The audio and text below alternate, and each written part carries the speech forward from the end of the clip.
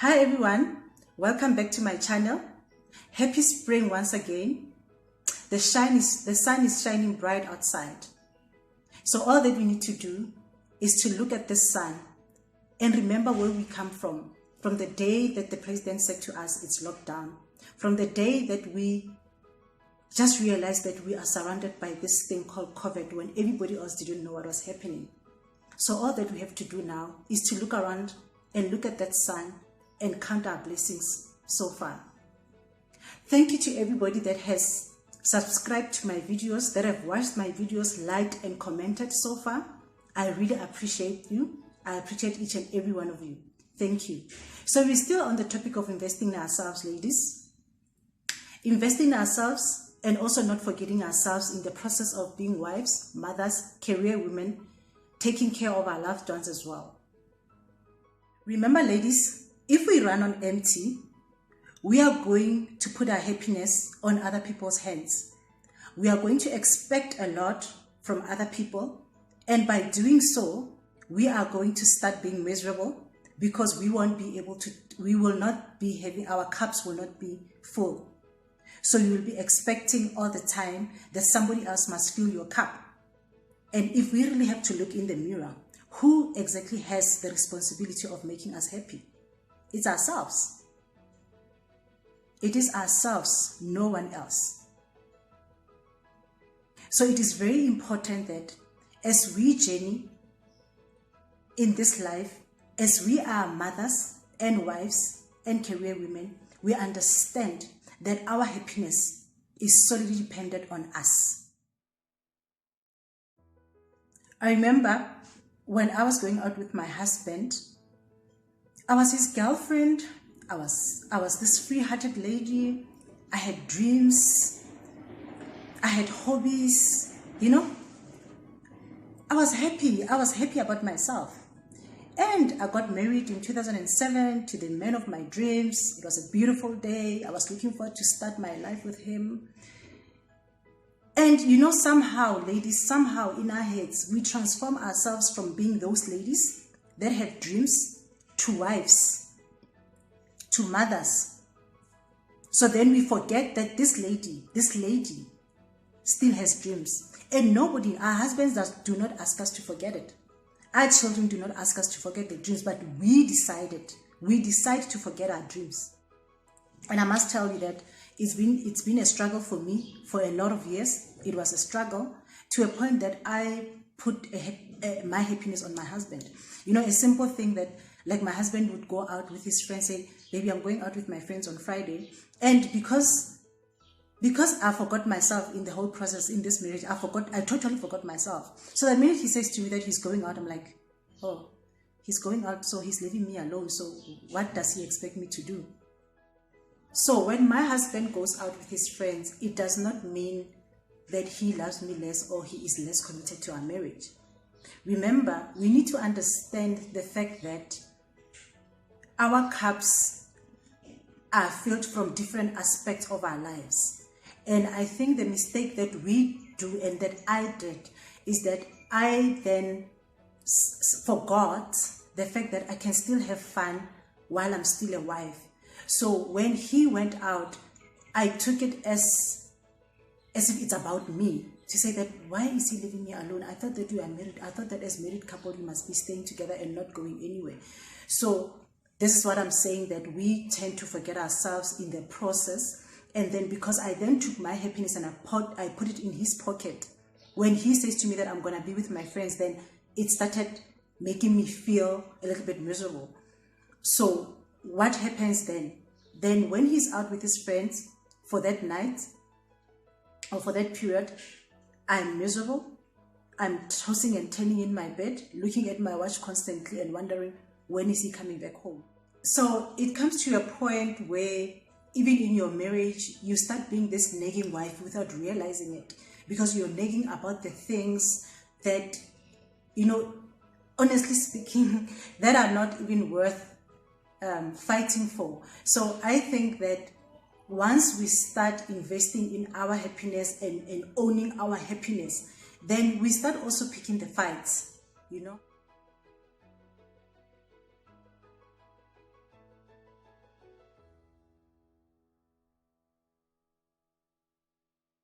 last video, I did allude to the fact that in everything that we do, it starts with God. And I think sometimes we take it for granted and we think that we can do these things by ourselves. And if we don't seek guidance from God, we wouldn't know how to deal with certain things. And when I started my journey, I then started to ask God, because I think most of the time myself, let me talk about my experience. When I prayed, I would ask God to change my husband to be the husband that I would ask him to change him and say, God, my husband is doing this and I don't like it. Can you please, that is not what God wants us to do, because he made us unique, all of us. And the fact that me and him fell in love is because we are different. And the main thing is that we need to complement each other. But I think I didn't understand that. For me, I thought that I'm the good one, I'm the perfect one, and then God must change my husband. No. So as I started seeking God's wisdom and guidance to say, I'm trying this, I'm trying that, but nothing is happening. And then when I started reading the Bible and started connecting with God, and then I came through this verse, for me it was a shock seeing it there, because on Proverbs 19 verse 13 he says, a quarrelsome wife is like a constant dripping of a leaky roof. And then he goes on to say in Proverbs 25 verse 24, it's better to live on a corner of a roof than share a house with a quarrelsome wife. It's better to live on a corner of a roof than share a house with a nagging wife or a quarrelsome wife. So for me, it was an eye-opener to say, wow, it is actually there in the Bible.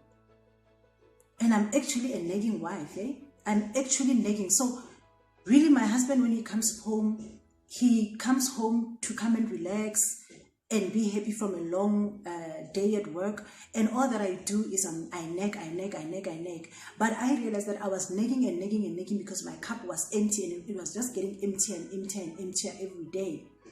And that, for me, the verses that I read on Proverbs, that was a turning point for me. And I started then saying, God, please help me to be a better partner, to be a better wife, also to be a better mother, because I think when my cup is empty and is not filled up, then I tend to be negative, and my negative energy then affects everybody else in the house. So that was very powerful for me to see that even in the Bible, they are, cautioning us from being those nagging wives. And for me, it was a light bulb to say, wow, you know what, Lesego, my husband loves me. All that I need to do is to start loving myself. It has to start with me. If someone can prefer to stay in a corner of a roof than stay with a nagging wife, then that should make us think. That should make us think, ladies. And I'm not only talking to wives, I'm also talking to ladies that are in relationships, because it does happen that when you are going out with your partner as well, we tend to be nagging. It's our nature as women. We tend to want to nag, and we tend to sometimes think things, when things are done by our partners, it's about us, So I think investing in ourselves will help us a lot to be able to also separate and be able to pick our fights as well. And please, ladies, don't get me wrong. I'm not saying that our partners or husbands are perfect. What I'm trying to say is that invest in your happiness first. Invest in your happiness first. You will see it's going to be easy for you to start picking the fights. It's going to be easy for you to know what to let go and what not to let go. And then once you also start seeking the guidance and wisdom from God, it's going to be easy for you to know to let go and let God to take some of your situations, because we tend to want to also take everything on ourselves, So it's very important that we understand the importance of investing in ourselves and what are the benefits of those are. It's less stress for ourselves, less depression for ourselves. So it's actually more beneficial to invest in ourselves. That's what I said in most of in my previous videos, to say that it's not selfish to invest in ourselves. It's actually required.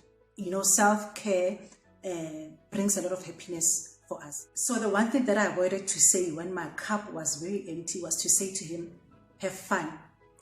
I was asking myself, why should I say to him that he must have fun when I'm sitting here alone and miserable?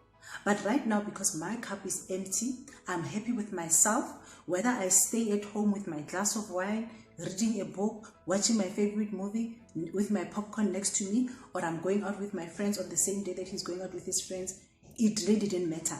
But at the end of the day, I knew that him going out with his friends is not about, like, to say, now you are leaving me here, I'm alone, you know. So that's why I'm saying that it's very, very important that it starts with us. It has to start with you. It has to start with you. The one thing that I also did is that to avoid the tossing and turning in bed, wondering when is he going to come home? Is he safe? The minute he stepped out of that door, I prayed for him. I prayed for his safety. That is very critical, guys. So that the minute you say to God, please protect my husband, please protect my boyfriend, let him be safe, God, then you have let God and you let it go. So by the time you decide your movie is finished or you are done reading your books and he's not yet home, you can go to sleep peacefully knowing that God has heard your prayer, knowing that you have let the situation in God's hand and you have let it go, and then you can actually relax. Not that I'm saying that you must forget and don't care, but I need us to understand when God says to us, worry less and pray more. You know, in one of the scriptures, he says that we must worry less and pray about everything. We must pray about everything and worry about nothing. So it's very important that you understand that worrying leads us to stressing. That's why when you worry about him when he's going out there, you are tossing and turning. That's part of worrying because you didn't let the situation to God. So ladies, let go, let God, and be still, knowing that God is by our side and God fights our battles. It's very important. I also want to say that it's so critical as well to make sure that we create peaceful and happy environments around us, ladies. Our lives will always be filled with chaos. There will always be storms in our lives. But I think what is important is to try and understand and know that, is to actually not to try, is to know that in each and every storm in our lives, God is with us. And you know how powerful the storm is? If you are holding on to his cross, if you are holding on to him, then you'll be able to pass the storm. So chaos will be there in our relationships, at work, in our lives, in anything that we're going to come across, chaos will be there in our lives. But it's very important that we start creating peace and happiness around the chaos in our lives. You know, I always relate it to my son. A lot of you mothers, you can relate. When a little baby, it's time for him or her to sleep. Even if he wants to sleep and he is tired, if the house is noisy, he is not or she is not going to sleep. She will cry a lot. She will be miserable.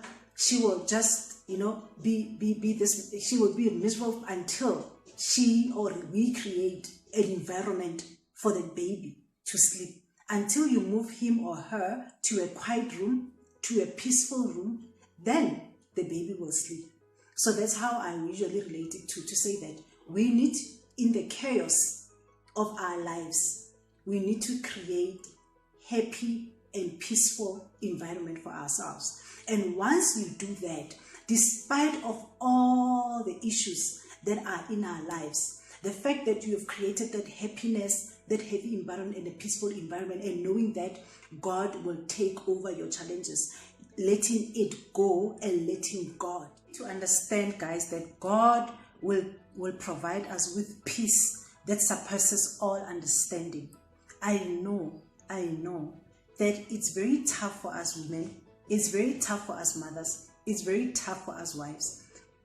This aspect of investing in ourselves is a very, I don't want to say that it's sensitive. I could say it's sensitive because somebody else would say to me, yeah, but it's easy for you to say because I am going through that, but you are going through that. The thing is, you don't know what I'm going through. I don't know what you are going through. I don't know what my next friend is going through. Only God knows what we are going through. So don't look at me and think that I'm going through nothing, and then I will not look at you and think that you're not going through anything. But what I'm going to ask us to do is that God knows what you are going through.